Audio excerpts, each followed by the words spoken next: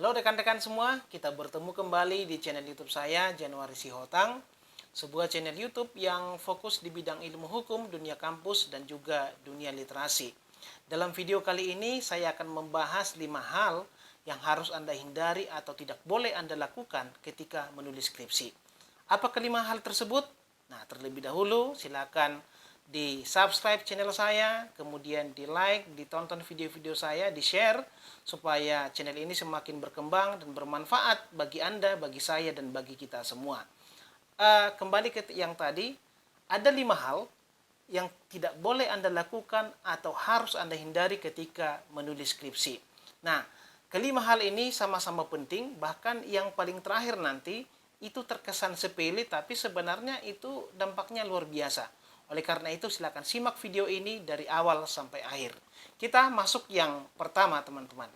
Yang pertama adalah jangan pernah menggunakan joki untuk mengerjakan skripsi Anda. Atau dalam bahasa lain, jangan pernah Anda menempatkan skripsi Anda kepada orang lain. Kenapa? Alasannya sederhana teman-teman. Bahwa yang namanya joki, ya joki is joki. Bagi dia, segala-galanya adalah uang. Dia tidak mempermasalahkan masa depan saudara. Dia tidak mempermasalahkan bagaimana kualitas daripada skripsi yang dia buat itu. Karena bagi dia, skripsi itu bagaimana supaya cepat selesai tanpa mempertimbangkan apakah skripsi itu dikerjakan dengan mematuhi yang namanya kaidah-kaidah ilmiah. Termasuk dengan masalah plagiarisme, copy paste, dan segala macam. Ya. Nah, selain itu, bahwa ketika Anda menembakkan skripsi Anda kepada joki, maka Anda itu menjadi 2 kali bekerja. Pekerjaan yang pertama, Anda harus membayar si joki. Ya, karena bagaimanapun yang namanya joki kan harus kita bayar.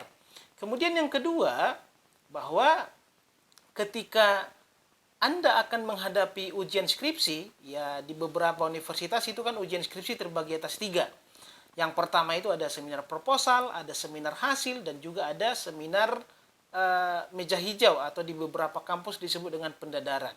Nah, untuk menghadapi ujian-ujian ini kan Anda harus mempelajari kembali skripsi yang dibuat oleh si joki tadi. Makanya daripada Anda 2 kali bekerja, daripada Anda kehilangan uang, maka lebih bagus Anda mengerjakan skripsi Anda. Jelek-jelek itu ya Anda kerjakan sendiri gitu. Karena ketika kita mengerjakan skripsi kita dengan baik, maka manfaatnya itu sangat banyak. Wawasan kita bertambah, prosesnya kita nikmati. Bagaimanapun kalau prosesnya kita nikmati, maka juga hasilnya itu akan lebih nikmat rasanya. Itu yang pertama tadi, jangan pernah tempatkan skripsi Anda kepada joki skripsi. Kemudian yang kedua adalah yang harus Anda hindari dalam menulis skripsi, yaitu menggunakan referensi dari blog gratisan. Mungkin ini akan menjadi debatable bagi Anda. Tapi kenapa saya menyarankan supaya Anda menghindari ini? Karena kita tahu yang namanya blog gratisan itu kan dibuat tanpa modal. Ya. Kemudian yang kedua, kadar ilmiah, tulisan-tulisan yang ada di dalamnya juga tidak terlalu bagus. Dan yang ketiga adalah karena itu blog gratisan, maka kan itu bisa juga sekaligus sebagai ukuran apakah pembuat blog itu serius atau tidak untuk mengelola blog tersebut. Makanya kemudian saran saya, ya hindarilah membuat referensi atau mengambil referensi dari blog gratisan. Sekarang ini teman-teman, sangat gampang untuk mencari sumber referensi di internet. Silakan masuk ke Google Scholar, kemudian ketik di situ bahan-bahan yang Anda butuhkan. Tinggal download dan selesai. Nah, kemudian yang ketiga, hal yang harus Anda hindari adalah menggunakan data palsu dalam penelitian. Kenapa para peneliti ataupun mahasiswa menggunakan data palsu? Nah, alasannya menurut saya itu ada 2 hal. Yang pertama, mahasiswa itu menggunakan data palsu karena bisa saja dia enggan atau malas untuk turun ke lapangan mencari data. Jadi dia karang-karang saja datanya, dia copy paste tanda tangan dan segala macam, dia buat surat balasan dari tempat penelitian untuk dilaporkan ke kampus, itu bisa saja terjadi. Kemudian yang kedua, ya seorang mahasiswa ataupun peneliti menggunakan data palsu untuk mendukung yang namanya hipotesanya. Biasanya teman-teman, ketika seseorang peneliti turun ke lapangan, ternyata data yang dia dapatkan berbeda dari hipotesa ataupun kesimpulan awal dia, maka dia mencoba mengubah data-data tersebut supaya sesuai dengan hipotesanya. Supaya dia tidak bekerja dua kali untuk menganalisis data tersebut.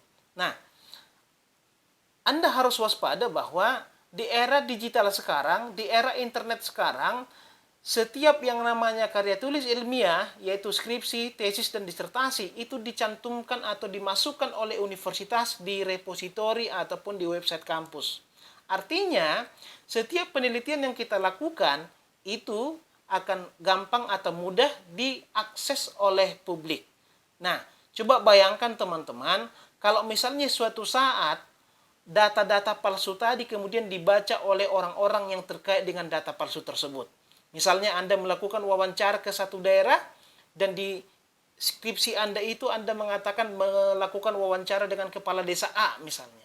Tapi tiba-tiba kemudian beberapa saat setelah Anda lulus dari universitas, kepala desa A yang Anda jadikan sebagai narasumber tadi membaca hasil penelitian Anda. Dan dia akan terkejut.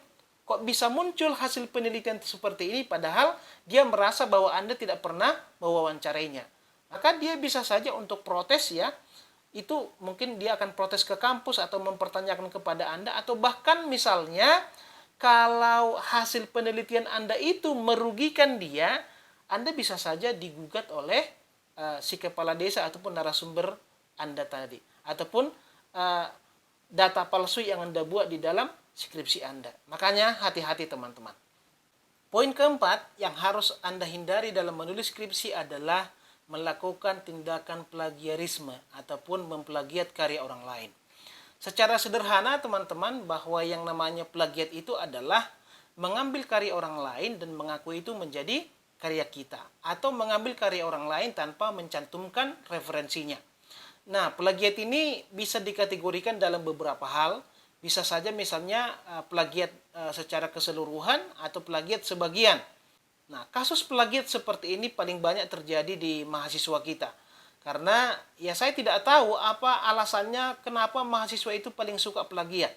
Padahal sebenarnya untuk menghindari Anda dikatakan sebagai plagiat, Anda cukup mencantumkan referensi ataupun sumber daripada tulisan Anda. Itu sesuatu hal yang tidak merugikan kita, bahkan tidak merepotkan kita. Tapi memang sekali lagi saya katakan, faktanya banyak mahasiswa yang melakukan itu. Tindakan plagiarisme ini merupakan salah satu tanda kutip kejahatan dalam bidang akademik. Makanya hati-hati, mungkin Anda dengan melakukan tindakan plagiat bisa menjadi sarjana. Tapi seperti yang tadi saya katakan, kita tidak tahu ke depannya kita akan seperti apa. Bisa saja menjadi seorang pejabat, menjadi seorang birokrat, bisa saja menjadi seorang politikus yang memang berpengaruh di negara ini. Tapi jangan hanya gara-gara sedikit, karena seperti saya katakan tadi, semakin tinggi pohon semakin kencang anginnya. Ketika misalnya Anda mau mencalonkan menjadi eksekutif ataupun di legislatif, lalu lawan politik Anda membongkar ini, maka itu akan menurunkan ataupun mencoreng nama baik Anda. Bahkan kalau misalnya Anda melakukan tindakan plagiasi yang memang sangat-sangat signifikan dan itu luar biasa, maka kampus bisa saja mencabut gelar yang sudah diberikan kepada Anda. Dan itu sudah terjadi di beberapa kampus karena ketika seseorang alumni itu di kemudian hari ketahuan melakukan plagiat yang memang luar biasa plagiatnya, ya mungkin kalau Anda memplagiat 5 atau 4 halaman itu tidak masalah. Tapi kalau misalnya Anda sudah memplagiat mayoritas daripada isi skripsi Anda ataupun karya tulis Anda, maka itu bisa menjadi bom waktu yang sangat berbahaya bagi Anda. Nah, yang kelima yang terakhir mungkin agak sepele tapi dampaknya sangat besar teman-teman. Apa itu? Yang kelima adalah jangan pernah memasukkan nama pacar Anda di dalam kata pengantar skripsi Anda. Kenapa? Karena begini, biasanya mahasiswa itu kan selalu memasukkan nama-nama orang yang berpengaruh besar di dalam proses pembuatan skripsinya. Selain teman-teman satu kos, ya, teman-teman seperjuangan, termasuk juga yang utama itu adalah nama orang tua ataupun keluarga, adik, kakak, dan segala macam. Nah, yang selanjutnya yang tidak pernah atau jarang lupa dari seorang mahasiswa ketika menulis skripsi adalah nama pacarnya. Kenapa saya katakan bahwa menulis nama pacar di dalam kata pengantar skripsi kita itu tidak perlu dilakukan? Karena begini teman-teman, Anda tidak bisa memastikan apakah pacar Anda itu akan menjadi istri Anda. Padahal yang namanya skripsi teman-teman itu adalah prasasti seumur hidup. Itu akan Anda gunakan, akan berpengaruh, akan Anda simpan seumur hidup Anda. Karena saya saja misalnya yang sudah sekitar 15 tahun selesai kuliah S1, skripsi itu masih saya simpan dan beberapa waktu lalu dibutuhkan karena akan akreditasi kampus. Ternyata Dikti membutuhkan yang namanya bagian awal daripada skripsi kita untuk dilaporkan ke Dikti. Nah, kalau misalnya Anda memasukkan nama pacar Anda ke dalam skripsi Anda, ternyata dia tidak menjadi istri Anda di kemudian hari, dan ketika Anda simpan, kan tadi saya katakan ini merupakan prasasti seumur hidup, jadi Anda harus Anda simpan. Nah, ketika skripsi Anda itu dibaca oleh istri Anda, itu kan akan berpengaruh kepada psikologis dia. Bagaimanapun, dia akan merasa cemburu dan segala macam. Jadi sebaiknya jangan dimasukkan nama pacar ke dalam skripsi.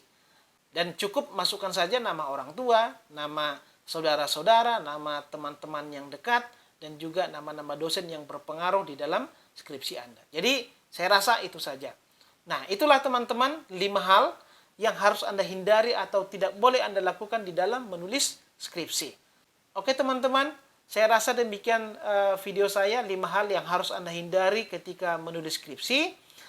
Silakan komentari di video ini, kira-kira ke depannya tema apa yang harus saya bahas, mungkin sesuai dengan keperluan Anda, supaya paling tidak video ini bisa memberikan semacam pencerahan kepada teman-teman semua. Demikian, salam sukses, selamat belajar.